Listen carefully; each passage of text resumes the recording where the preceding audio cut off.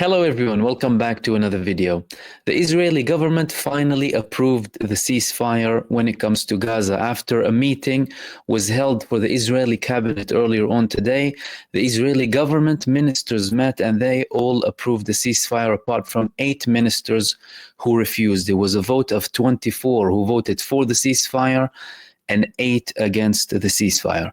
Yesterday, the Israeli side said that they might delay the government meeting up until Saturday evening. As a matter of fact, they confirmed that. So what caused them to have this meeting today after they already declared there might be a delay? We need to do it on Saturday. Therefore, the ceasefire will be delayed up until Monday rather than Sunday, midday on Sunday. Well, there were a couple of developments. Firstly, the United States administration applied pressure on Israel again, according to multiple reports. The US told them, we want to see a ceasefire deal starting to be implemented from Sunday, as everyone agreed. The second thing is, there were a couple of details that Benjamin Netanyahu spoke about when it comes to Israel and their disagreement about certain names when it comes to the prisoners. Now, Benjamin Netanyahu started to blame Hamas, said Hamas are taking a step back when it comes to the understandings. This might delay the ceasefire. However, he immediately faced a backlash, primarily from the Israeli families of the prisoners of war in Gaza, who said, no, it's not Hamas, it's you. It's not Hamas or Ben Gvir, it's you causing the delay, and we want to see the ceasefire. The other thing that happened is the delegation from the Doha, the capital of Qatar, they said, no, everything is done now, everything is sorted. So there was a confirmation that that's it, we had a deal. The meeting had to take place today after all of this pressure, and the ministers, the government met for over 7 hours. Some reports said for 8 hours, to approve the ceasefire. This means the ceasefire will start to be implemented from Sunday by confirmation from Benjamin Netanyahu and his government in Israel. Now, when it comes to the details of this ceasefire, more details have been released, especially when it comes to certain names. Now, from the initial reports that came in, we heard that in the first phase of the ceasefire, which will last for 42 days, over 2,000 Palestinians will be released, including 290 with life sentences. The first phase will focus a lot more on the children in the Israeli prison, because Israel imprisons children on a regular basis. They kidnap them and imprison them under what they call administrative detention. Administrative detention means Israel can kidnap someone from the streets, no charges, no nothing, and they don't tell their family, and the people they kidnap, they don't have any right to legal aid or anything of the sort. And in many cases, Israel arrested 4 and 5-year-olds in the West Bank and in Gaza as well. So the first phase would focus on the children and the women. And there are prominent women names when it comes to the first phase of the ceasefire. One of these names is Khalida Jarrar. Khalida Jarrar is a leading figure in Palestinian politics, a political member of the Popular Front for the Liberation of Palestine, staunch advocate for Palestinian rights, and a very strong advocate for women's rights as well. The second significant female figure that will be released in the first knock immediately is a woman called Abla Saadat. She's the wife of the PFLP leader, Ahmad Saadat, who is very likely to be released at a later stage. He's considered to be one of the top figures that the Palestinian resistance would be asking for. They asked for him to be released in the earlier prisoner exchange that they had with Israel in 2011.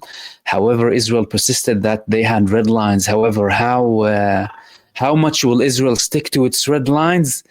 It doesn't appear that they will be sticking to their red lines very much. With regards to the ceasefire, Benjamin Netanyahu just several months back was saying, we will not accept a surrender deal. We will not accept the cessation of hostilities and stopping the war with Hamas. We will not surrender. We will not have a surrender deal. So in fact, after several months, Benjamin Netanyahu surrendered, and now he approved this ceasefire with Gaza. What else apart from these female figures and the children, of course? Who else is going to be released? The total number in the first knock is 2,290 people who have life sentences. Over 600 prisoners who spent 15 years or more, or have sentences or spent time that's close to the number of 15 years in Israeli prisons. Clearly, Hamas is prioritizing those veterans in prison, and they want to release them. Now, by the way, when we talk about these people, active members in the Palestinian liberation movement, the Palestinian resistance movement, the Palestinian national movement. So Hamas, in return, they will be releasing 33 Israeli prisoners of war from Gaza, but they will keep 66 for phases 2 and 3. With phases 2 and 3, the negotiations are going to continue. Israeli confirmation about them accepting this ceasefire, the fact that we have resignations inside of Israel, all of that indicates that Israel will most likely move on to the next phases. All of this pressure and all of this talk, it's not likely for Israel to continue afterwards, because there is no popular support for this war. The majority of the Israeli people now in polls, they don't want this war. They want the people to go back. They want to end the war. There is an amount of people in Israel who don't want it to end, because from their side, well, we're surrendering to Hamas, all of these sacrifices for nothing. Hamas will remain there, aid will go in, Gaza will be rebuilt, and Gazans will be allowed to go back to the north, and we will still have the same threat that we had on the 6th of October. How can we do that? So from their perspective, they disagree with it. And again, that, that represents the actual deal itself, a surrender deal to the Palestinian resistance, because they persisted with regards to this genocide, despite all of the massacres that came from the Israeli side. Another significant figure from the females who will be released from Israeli prisons is going to be the sister of Saleh al-Aruri, the martyr Saleh al-Aruri, who is a senior figure in Hamas abroad. He spent a lot of time in Turkey before, but he was assassinated in Lebanon, in the southern suburb of Lebanon, following which Hezbollah conducted an attack on the northern air command and air surveillance base of Israel. So, significant figures already from phase 1. With regards to the worries that are coming from Israelis refusing this ceasefire, saying how comes we're going to bring Hamas back, and how comes they're going to be able to remain in Gaza after all of this? What did the people die for? There's a lot that's going to happen in Israel, by the way, after this. And Benjamin Netanyahu is getting a lot of criticism, although this is what the majority of the people want in Israel now, ceasefire and get the people back. However, Israel will be making very important moves in the following weeks when it comes to Gaza. Of course, they've had all of this genocide in Gaza, total destruction, to try and force the Palestinian people to surrender, only for them to end up surrendering to the Palestinian resistance. But now they are including certain methods that they want to do the day after that confirm that they're preparing for ending the war. What are these things that Israel is going to do? Israel is planning to add another division to surround Gaza. Now, initially, Israel had the 252nd division around Gaza, called the Gaza Division. But this division suffered a tragic disaster on the 7th of October. They were beaten, they were humiliated on the 7th of October, collapsed within hours by the Palestinian resistance, despite the fact that were supposed to be the most advanced a division in Israel surrounding the most dangerous place between the Jordan River to the sea, according to Israel. Why? Because it's the most oppressed, of course. You see, most of the resistance comes from the most oppressed places. That's important for people to note that. What is Israel going to do with Gaza? Israel is going to add another division. They're going to add the 162nd Division. The 162nd Division consists of 3 brigades: Givati, Nahal, and another reserve brigade. And they're planning to have approximately 14 bases surrounding Gaza, 14 locations where they will be putting their divisions in around Gaza. And they will also be building a new wall. Now, this is something that some might criticize Israel for, especially, well, if anyone cares about, taxpayers' money and where that money goes to. In 2021, Israel built a new wall in Gaza, and they spent over $1 billion on that wall. And they said this is the most advanced wall ever. No one can penetrate from that wall. 10 meters over the ground, approximately 10 meters under the ground as well. Massive amounts of steel that, if stretched, can reach Central Europe. And the most advanced technology that Israel can have to protect itself from the people they oppress, basically, from the people suffering from a blockade. Okay, Hamas did the 7th of October. So they spent all of that money, and yet Hamas still managed to have Al-Aqsa flood. What is this new wall going to do? They haven't released a lot of information about this wall. They're not releasing a lot of details, but they're confirming that they're going to have this wall because this war is necessary, and the change is necessary as well to have 2 divisions surrounding Gaza permanently. And again, that shows you the logic of Israel as an apartheid ethno-supremacy. Keeping the people who they historically oppressed again.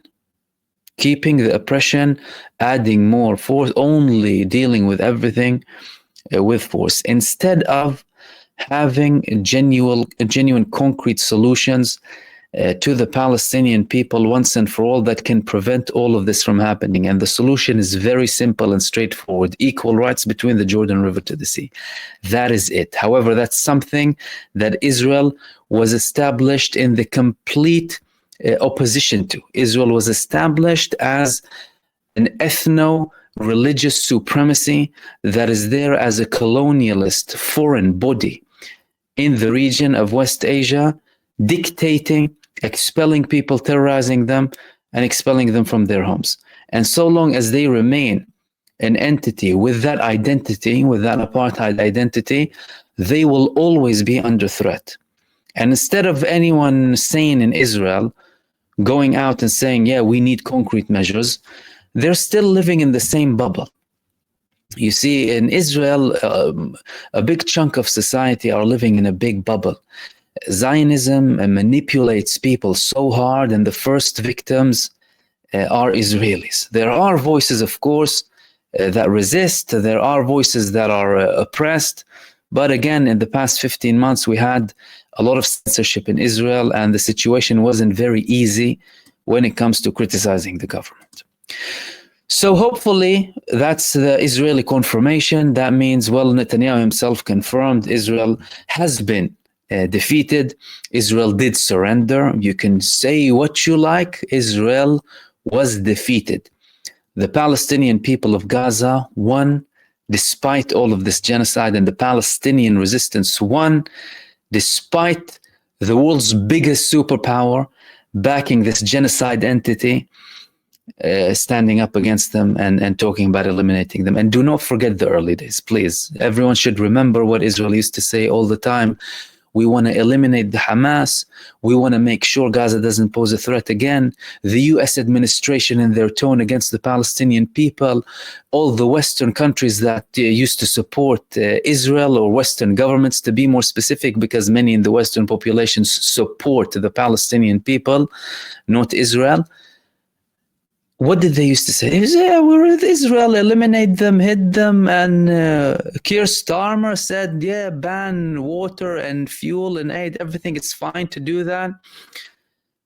Israel's traditional ally is saying, yeah, go ahead, eliminate them, turning a blind eye to the worst crimes that were committed in the early days, by the way, when Israel was directly landing 1-ton bombs on hospitals, killing 500-600 people in one go, 1,000 a day in many cases they used to kill. They wiped families off the face of the earth. People need to remember all of these things and not forget them. However, 15 months down the line, despite this genocide, despite all of the barbarism coming from Israel and its supporters and backers, the Palestinian people won. And they won a landslide victory this time against the genocide state. That's the first part. A lot to come, of course, after the ceasefire begins, the implementation. There's a lot of things going to happen. Israel might still commit barbaric acts in Gaza and try and take advantage up till the last second, because they have bloodlust. They thrive on blood, these people. But after Sunday, we're supposed to officially be in the phase of the implementation of the ceasefire. That's the first thing.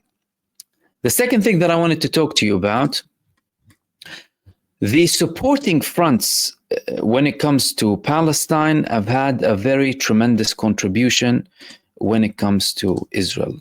And it's been proven now that the front that hasn't stopped whatsoever when it comes to Gaza is the Yemeni front. The Yemeni front, Yemeni Ansarullah, they conducted more attacks on Israel up until the last second, and they have another attack even tomorrow if Israel continues to conduct barbarism against the people of Gaza. What did they do? Well, there was a statement from Abdul Malik al-Houthi. Abdul Malik al-Houthi, he said, we will monitor the implementation of the ceasefire. So even if you go into a ceasefire, they will monitor the implementation. If they continue to attack, we will continue our military actions against them. Our situation is tied with our brothers in Palestine. So up until the last minute.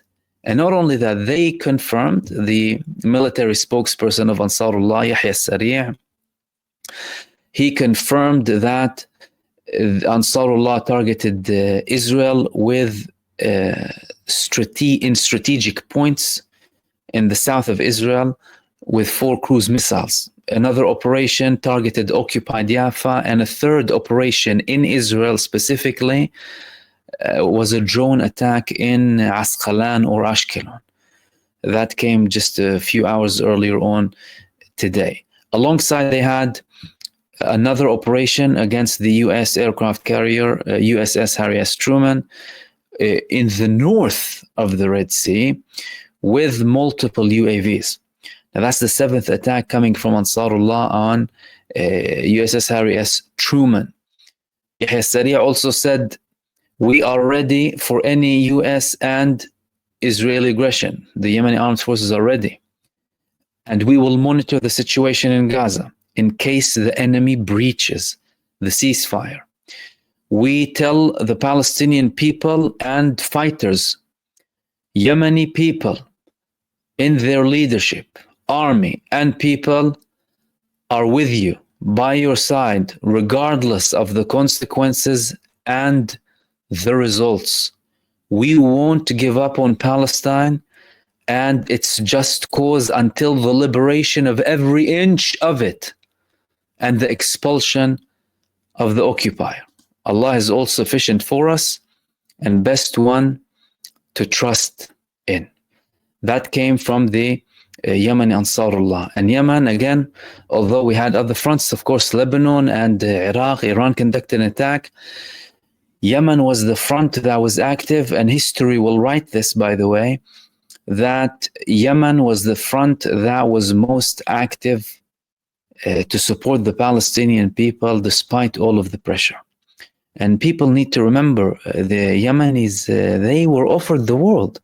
They were offered billions, international recognition, US lifting sanctions, all of that just in return for them to stop their attacks in the Red Sea.